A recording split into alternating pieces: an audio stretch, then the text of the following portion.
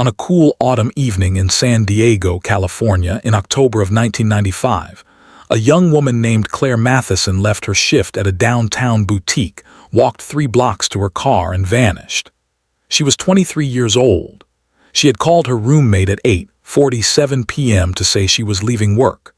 Her car was found 2 days later in the parking lot of Balboa Park, keys in the ignition, purse on the passenger seat, driver's side door slightly ajar.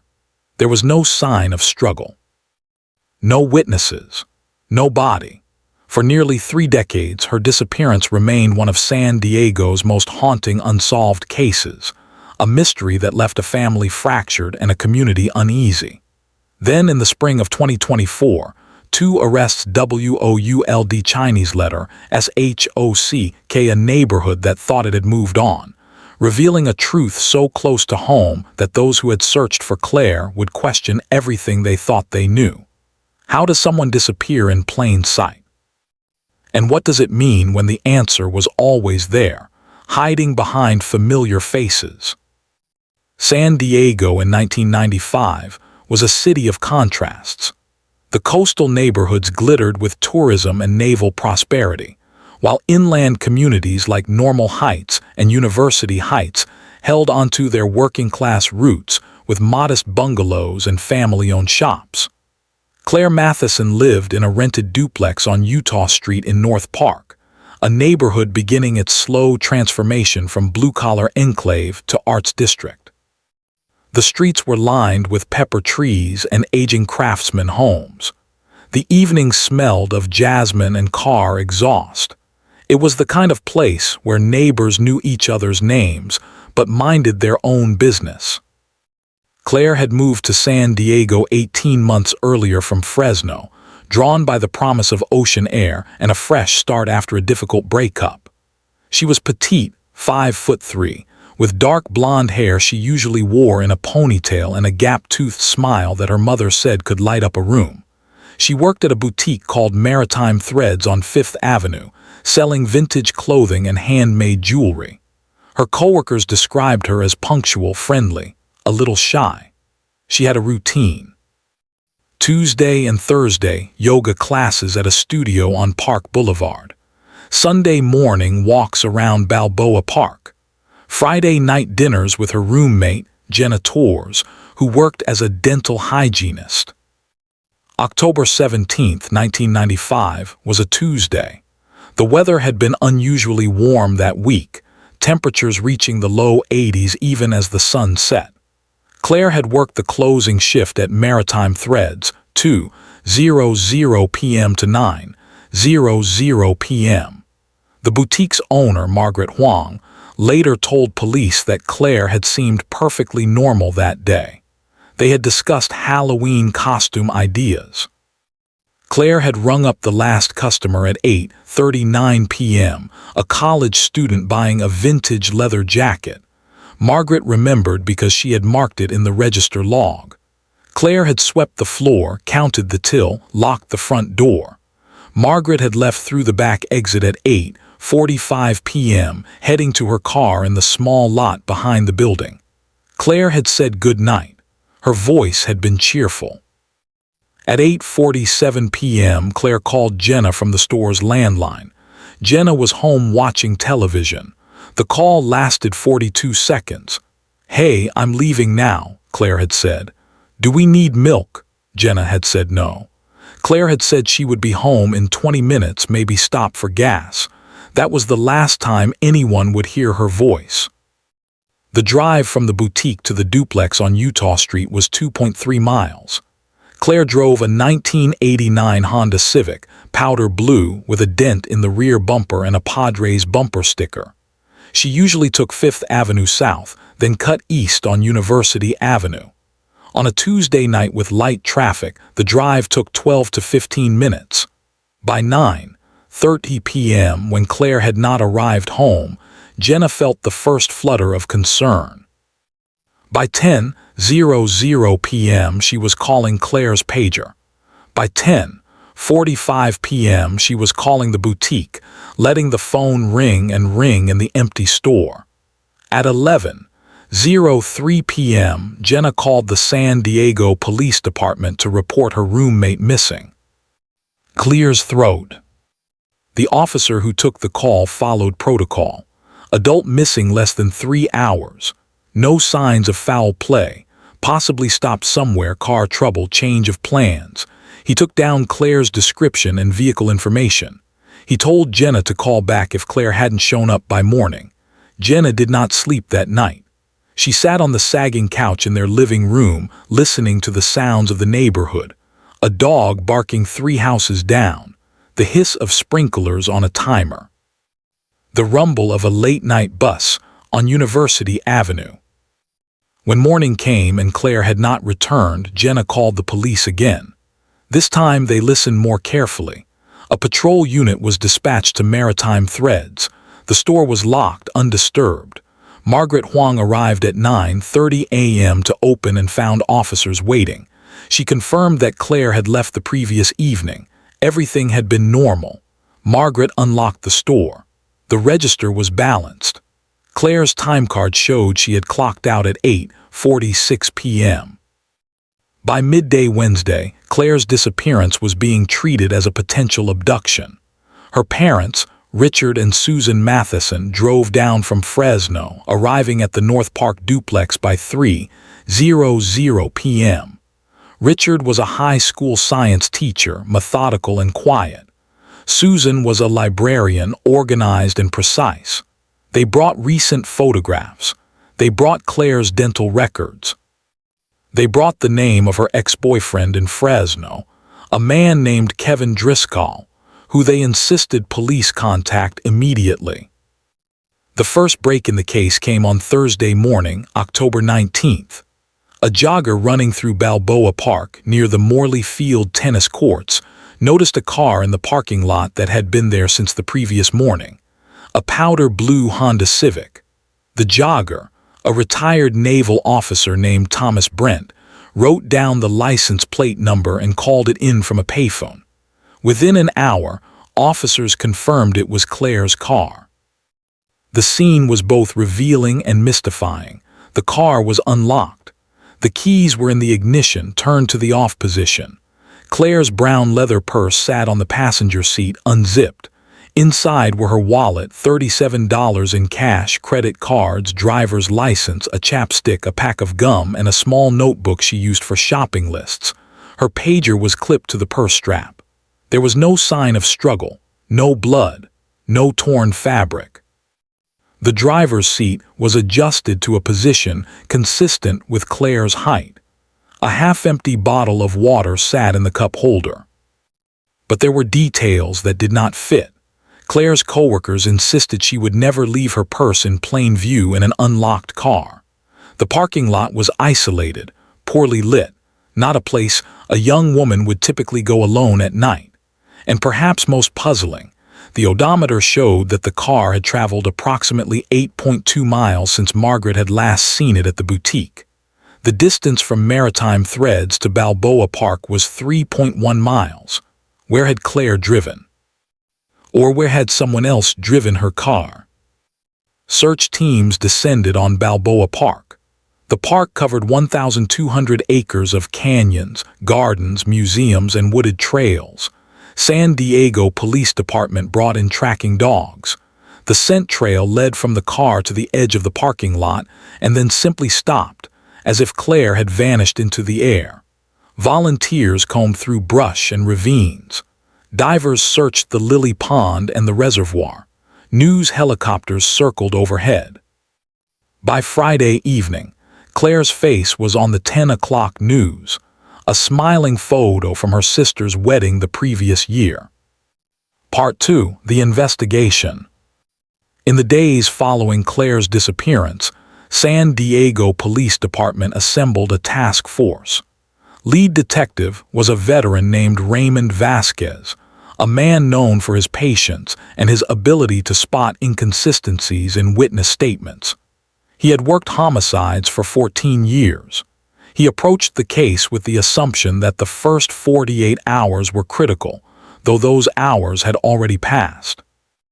Detective Vasquez began by reconstructing Claire's final day. He interviewed Margaret Huang 3 times, pressing for any detail she might have overlooked. He spoke with every customer who had shopped at Maritime Threads that Tuesday. He pulled security footage from businesses along Fifth Avenue, though most of the cameras were aimed at entrances and registers, not sidewalks. He found one grainy clip from a liquor store showing a powder blue sedan passing at approximately 8:53 p.m., but the image was too poor to confirm it was Claire's Civic. The search expanded beyond Balboa Park. Police questioned Claire's ex-boyfriend, Kevin Driscoll, in Fresno. He had an alibi. He had been at work at an automotive repair shop until 7:00 p.m., then home with his roommate watching a basketball game. The roommate confirmed. Detectives looked at Claire's phone records, her bank statements, her work schedule. They found nothing suspicious. No large withdrawals, no threatening calls, no secret boyfriend. Claire's life appeared exactly as her family and friends described it. Quiet, routine, unremarkable. Claire's throat. As the investigation deepened, detectives began to focus on the neighborhood around the duplex on Utah Street. Officers went door to door, asking if anyone had seen or heard anything unusual on Tuesday night. Most had not. But one neighbor, a retired postal worker named Albert Jimenez who lived across the street, mentioned something odd. He had been sitting on his porch around 9:15 p.m., smoking a cigarette, when he saw a man standing near the duplex's driveway. The man had been leaning against a truck, arms crossed, looking toward Claire's front door. Albert had not thought much of it at the time. People were always visiting that duplex. But the man had stood there for several minutes motionless before getting into the truck and driving away. Detective Vasquez asked Albert to describe the man. White, maybe late 20s or early 30s, average height and build, wearing a baseball cap and a dark jacket. The truck was a pickup, dark-colored, possibly a Ford or Chevy. He couldn't be sure. It was not much to go on, but it was something. Vasquez had Albert work with a sketch artist. The resulting composite showed a generic-looking man with sharp features and a strong jawline. It was released to the media on October 24th. Within hours, tips flooded the police hotline. Over 200 calls came in the first day. Most were dead ends, but one call stood out. A woman named Patricia Alvarez, who worked as a receptionist at a dental office in Normal Heights, said the sketch looked like a man who had recently come in for a cleaning. His name was Michael Brennan. He lived in the neighborhood. He drove a dark blue pickup truck. Detective Vasquez ran Michael Brennan's name, 31 years old, no criminal record, worked in construction for a company called Westfield Contractors, married, no children, lived on Utah Street, 5 houses down from Claire's duplex. Vasquez felt a prickle of interest. He drove to Brennan's address on the afternoon of October 25th. The house was a small bungalow with peeling white paint and a brown lawn. The dark blue Ford F-150 was parked in the driveway. Vasquez knocked on the front door. A woman answered, thin and tired-looking with blonde hair pulled back in a clip. She introduced herself as Lisa Brennan, Michael's wife. Vasquez asked to speak with Michael. Lisa called toward the back of the house. A moment later, Michael Brennan appeared. He was exactly as the sketch depicted, sharp features, strong jawline, wary eyes. Vasquez explained he was investigating Claire Matheson's disappearance. Michael nodded. He said he had seen the news. Vasquez asked if Michael had been near the duplex on Utah Street on Tuesday night. Michael hesitated. Then he said yes. He had driven by around 9:00 p.m. He was coming home from a job site. He had stopped briefly because he thought he saw a dog loose in the street, but it had been nothing. He had continued home. Vasquez asked if Michael knew Claire. Michael said he did not. He might have seen her in passing. It was a small neighborhood. Vasquez asked where Michael had been between 8:00 p.m. and 10:00 p.m. that night. Michael said he had left a construction site in Claremont at around 7:45 p.m. He had stopped at a gas station on Balboa Avenue to fill up his truck. Then he had driven home, arriving around 9:15 p.m. His wife could confirm. Lisa, standing in the doorway, nodded silently. Vasquez made notes. He asked if he could look at Michael's truck. Michael shrugged and said sure. They walked to the driveway. The truck bed was cluttered with tools, tarps, coils of rope, bags of concrete mix, standard construction equipment. Vasquez thanked Michael for his time and left.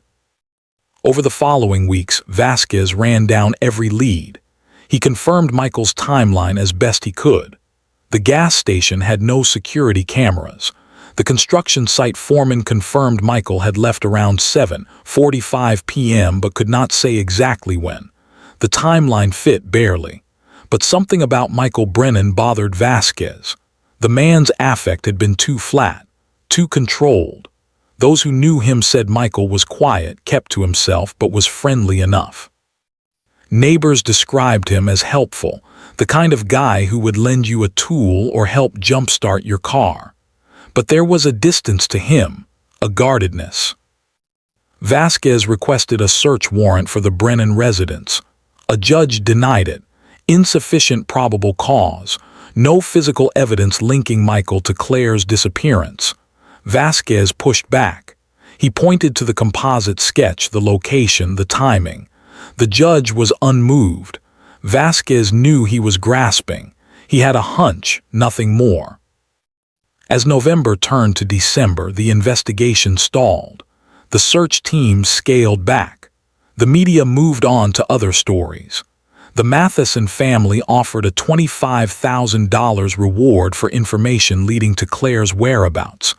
Tips slowed to a trickle. Detective Vasquez kept the case file open, kept Michael Brennan's name circled in his notes, but there was nowhere else to go. By Christmas 1995, Claire Matheson had been missing for over 2 months. Her family held a vigil at Balboa Park near where her car had been found. Over 100 people attended. They lit candles and sang hymns and tied yellow ribbons to the trees. Richard Matheson spoke briefly, his voice breaking. "We just want to bring Claire home," he said. "Please, if anyone knows anything, please come forward." The candles flickered in the cold December wind. The swing hung still. The toy truck lay on its side. Part 3. The silence. The case did not officially close, but it faded. By the spring of 1996, Claire Matheson's disappearance was an unsolved mystery, one of thousands across the country. The posters that had been stapled to telephone poles grew faded and torn. The tips stopped coming. The Matheson family returned to Fresno, hollowed out by grief and the absence of answers. Susan Matheson could not bring herself to pack up Claire's childhood bedroom. Richard stopped sleeping. He would sit at the kitchen table late into the night, going over timelines and maps and police reports, trying to find the detail everyone had missed. On Utah Street in North Park, life continued. The duplex where Claire had lived remained occupied, new renters moving in within months. Jenna Torres, the roommate, moved to Los Angeles, unable to stay in the place where she had last heard Claire's voice. The neighborhood changed slowly. More coffee shops opened. Property values rose. The modest bungalows were renovated and painted. San Diego was transforming, and North Park transformed with it. Michael and Lisa Brennan remained in their small house 5 doors down from where Claire had lived. Neighbors occasionally saw them in the yard, tending to the sparse landscaping or loading tools into Michael's truck. They were a quiet couple. Those who spoke to them described Lisa as shy, almost withdrawn. Michael remained friendly but distant. They attended the occasional neighborhood barbecue but never stayed long. No one thought much of them. But within the walls of that house, something was shifting. Lisa Brennan was changing, though it would be years before anyone understood how or why. She had always been quiet, but after Claire's disappearance, she became something more absent, hollow, as if the person she had been was slowly being erased. She stopped working her part-time job at a grocery store. She rarely left the house. When neighbors saw her, they noted the way she kept her eyes down, the way she seemed to shrink when Michael was near. Those who have ever doubted someone you love understand the slow erosion, the way suspicion seeps in like water through a cracked foundation.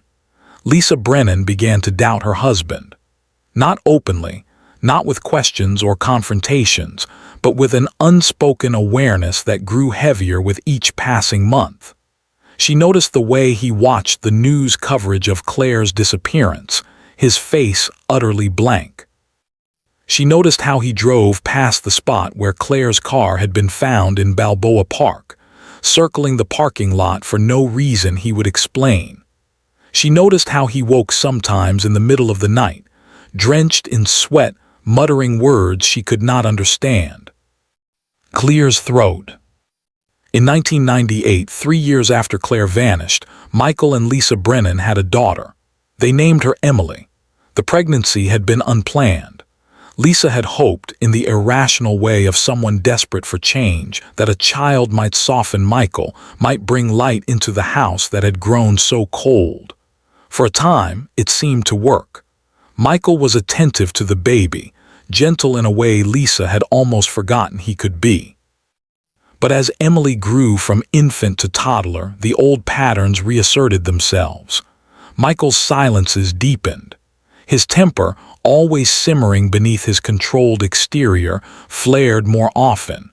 He did not hit Lisa, not then, but there were other ways to hurt. By 2003, Emily was 5 years old. She was a shy child, small for her age, with dark hair and her mother's watchful eyes.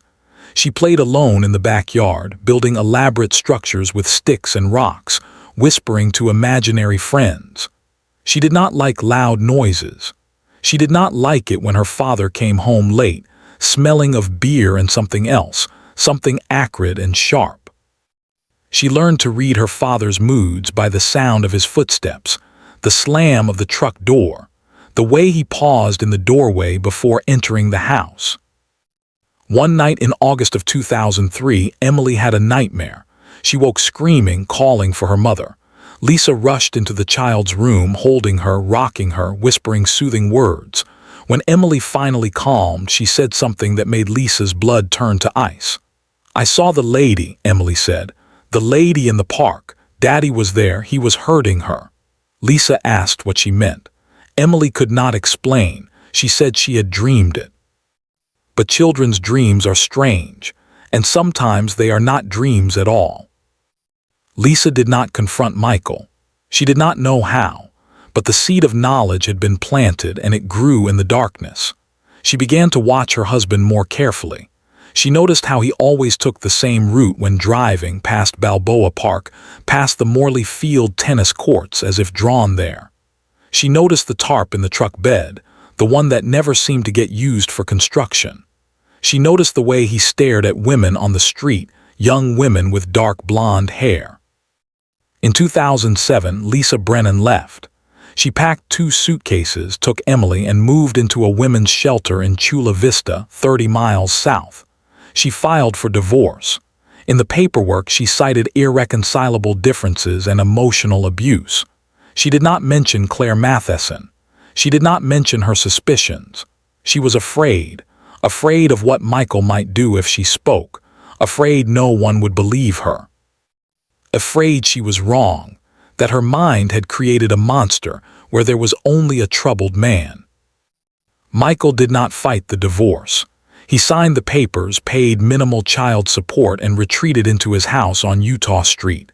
Lisa and Emily moved to a small apartment in National City. Lisa got a job at a Target store. Emily enrolled in school. They tried to build a new life, but the past clung to them, unspoken and heavy. Years passed. Emily grew into a teenager, quiet and watchful, carrying the weight of things she could not name. She had memories of her father that she could not fully articulate. Flashes of images, a parking lot, a dark car, her father's hands strong and rough, doing something she could not quite see. She told herself they were dreams, fragments of childhood imagination, but they felt like more. In 2019, when Emily was 21 years old and working as a barista in San Diego, she saw a segment on the news. It was a cold case special, part of a local station series on unsolved crimes. Claire Matheson's face appeared on the screen, the same smiling photo from her sister's wedding. The reporter mentioned the location where Claire's car had been found, Balboa Park, Morley Field. Emily felt a jolt of recognition. She knew that place. Her father had taken her there once when she was very young, though she could not remember why. That night, Emily called her mother. She asked about Claire Matheson. She asked if her father had been investigated. Lisa, on the other end of the line, was silent for a long time. Then she said yes. She said the police had questioned Michael years ago but had nothing to charge him with. Emily asked why her mother had never told her. Lisa said she had wanted to protect her, wanted to give her a normal life. Emily said she had a right to know. The conversation ended with both women crying, the truth finally breaking through the years of silence. Part 4. The Revelation. Emily Brennan could not let it go. Over the following weeks, she thought about Claire Matheson constantly. She researched the case online, reading old news articles and forum posts. She found Detective Raymond Vasquez's name mentioned in several reports. Vasquez had retired from the San Diego Police Department in 2010, but she managed to track down a phone number through a public records search. She called him in early February 2020. Vasquez listened as Emily explained who she was. She told him about her father, about her mother's suspicions, about the fragments of memory she could not shake. Vasquez asked careful questions. He did not dismiss her. He said he had never stopped thinking about Claire Matheson's case. He said Michael Brennan had always been a person of interest, but there had never been evidence. Emily asked what would constitute evidence. Vasquez said a confession, or physical evidence linking Michael to Claire, or a credible witness. Emily said she might be able to help. She said she would go see her father, try to talk to him, see if he would say anything incriminating. Vasquez told her absolutely not. He said if her father was guilty, he could be dangerous. He said she should stay away, but Emily was determined. She had spent her entire life carrying the shadow of something unspoken. She wanted the truth. Lisa Brennan, however, had reached a different conclusion. After Emily's call, after the conversation that had forced the past into the present, Lisa decided it was time to speak. In March of 2020, just as the COVID-19 pandemic began to shut down the country, Lisa contacted the San Diego Police Department.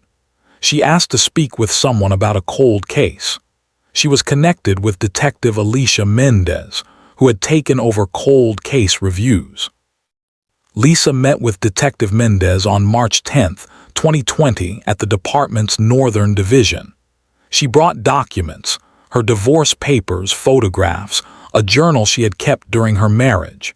She told Mendez about Michael's behavior after Claire's disappearance. She described his strange routes, his nightmares, his obsession with Balboa Park. She admitted she had suspected him for years but had been too afraid to come forward. Mendez listened. She took notes. She asked if Lisa had any direct evidence.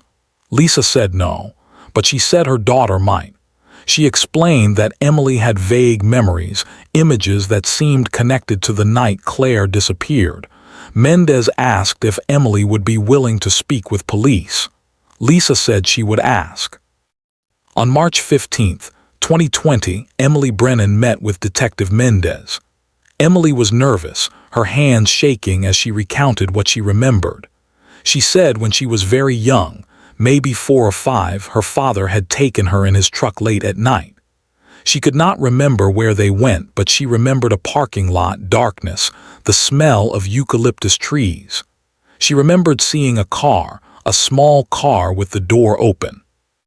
She remembered her father telling her to stay in the truck, to close her eyes. She remembered hearing sounds, a struggle, a muffled voice. She remembered her father returning to the truck, breathing hard, telling her they were going on an adventure, telling her never to speak about it. Claire's throat. For those who have ever questioned the reliability of childhood memory, understand that Emily Brennan questioned herself constantly. She could not be certain if what she remembered was real or a nightmare her mind had constructed. But the details were specific. The parking lot, the eucalyptus trees, the small car with the open door. Detective Mendez knew that memory alone would not be enough, but it was a starting point. She reopened the Claire Matheson case file. She reviewed the original investigation. She noted that Michael Brennan had been questioned in 1995 but never thoroughly investigated due to lack of evidence. She decided to re-interview Michael, armed now with Lisa and Emily's statements.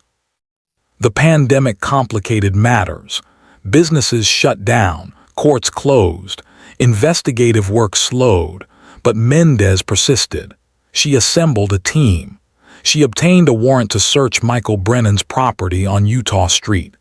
On July 22, 2020, officers executed the search. Michael Brennan was still living in the same house. He was 56 years old now, his hair gray, his face weathered. He answered the door calmly when officers knocked. He did not resist. He asked what this was about. Mendez told him they were investigating Claire Matheson's disappearance. Michael said that was a long time ago. He said he had already spoken to police in 1995. Mendez said they had new information. The search of the house and property took 6 hours. Officers dismantled sections of the garage floor. They searched the backyard, the crawl space, the attic. They found nothing obviously connected to Claire, but they found something else. In a locked toolbox in the garage, they found a small jewelry box. Inside were items that did not belong to Michael or Lisa: a silver bracelet, a pair of earrings, a woman's watch. Mendez photographed each item. She showed the photos to Claire's mother, Susan Matheson. Susan identified the bracelet. It had belonged to Claire. She had given it to her daughter on her 21st birthday. Michael Brennan was arrested on July 22, 2020 and charged with suspicion of murder. He was read his Miranda rights. He said nothing. He was taken to the downtown detention facility. The media erupted. Claire Matheson's case, cold for nearly 25 years, was suddenly front-page news again. But the story was not over.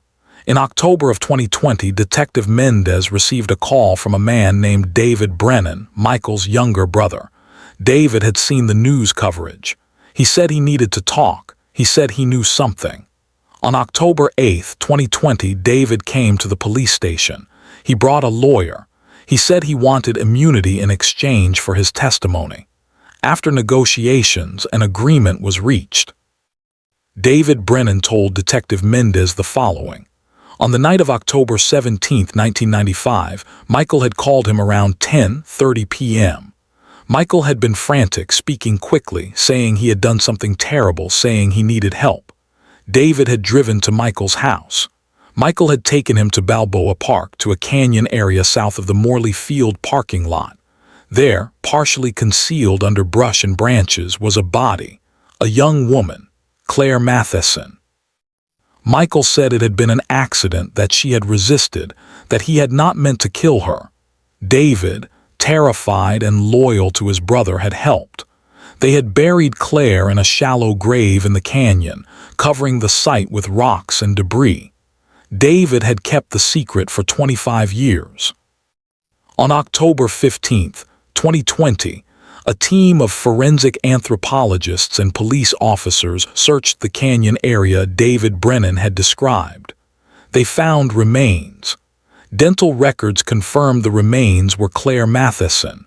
She had been buried less than half a mile from where her car had been found. Michael Brennan was formally charged with first-degree murder.